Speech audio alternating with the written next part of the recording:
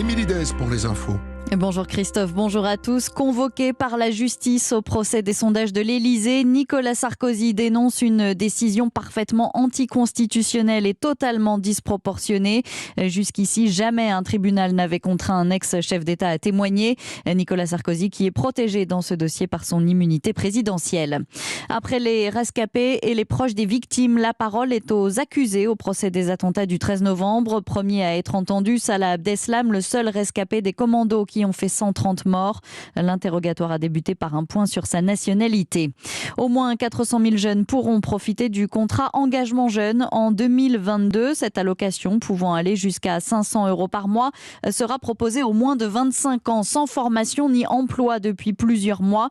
En contrepartie, les bénéficiaires s'engageront à effectuer de 15 à 20 heures par semaine de formation ou d'accompagnement.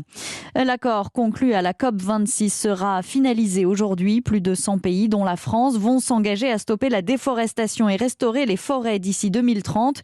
L'initiative de 16,5 milliards d'euros est essentielle pour parvenir à limiter le réchauffement climatique.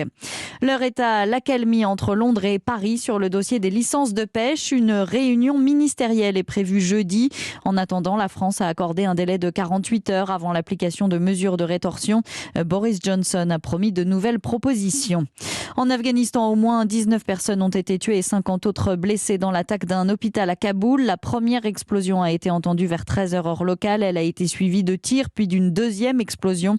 L'attaque n'a pour le moment pas été revendiquée. Le tennis avec le Masters 1000 de Paris. Adrian Manarino et Hugo Gaston se sont qualifiés pour le deuxième tour du tournoi. Le numéro 1 français Gaël Monfils entre en lice aujourd'hui, tout comme Novak Djokovic. Et puis en football, dernier espoir de qualification en Ligue des Champions pour Lille qui affronte Séville. Ce soir, les Lillois rêvent de s'imposer pour se qualifier pour les huitièmes de finale. Coup d'envoi de la rencontre à 21h.